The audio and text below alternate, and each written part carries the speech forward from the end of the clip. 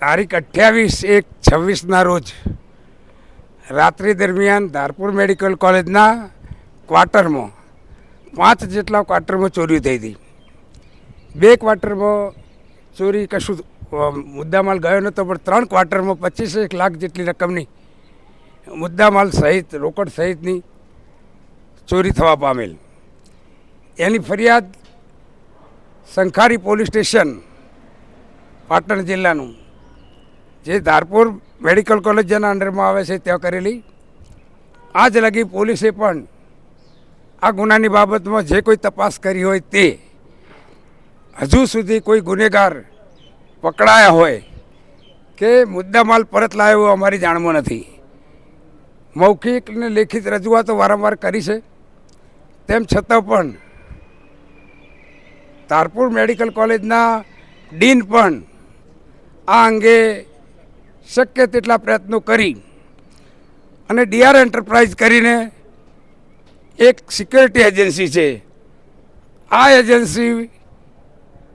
આ કેમ્પસની સિક્યોરિટી કરે છે, એમને બોલાવી અને ચોરી અંગેની એમના પાસે સડાવટ કરી એજન્સીએ ડીન અને આખી જે કમિટી છે એના આગળ લેખિતમાં એવી રજૂઆત કરેલી કે જો પોલીસ 15 દિવસની અંદર આ ચોરી મુદ્દામાલ નહીં લાવે તો ચોરાયેલી રકમ અમે એટલે કે ડીઆર એન્ટરપ્રાઇઝ પોતે આ જે જેના ઘરમાં ચોરી થઈ એ લોકોને ચૂકવી દઈશું. તો ડીઆર એન્ટરપ્રાઇઝ પણ પાછળથી ગલ્લા તાલા કરે છે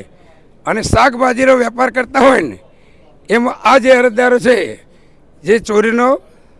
ભોગ બનેલ જે વ્યક્તિઓ છે,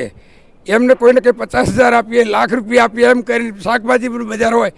એ પ્રકારે નાની નાની લાલચો આપી અને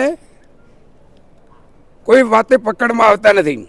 અમારી મુખ્યમંત્રી સાહેબને રજૂઆત એ છે કે આવી એજન્સીને બ્લેકમેલ કરો અને એની જે 25 લાખ રૂપિયાની ડિપોઝિટ છે એ ડિપોઝિટ જપ્ત કરી અને આ જે નુકસાન જેને થયું છે એવા નાના નાના કર્મચારીઓ છે, જે ક્લાસ 4ના કર્મચારીઓ છે, એમના વળતર એ ડિપોઝિટની રકમથી ચૂકવે એની રજૂઆત કરવા માટે મુખ્યમંત્રી સાહેબના પાસે અમે આજે આવ્યા છીએ.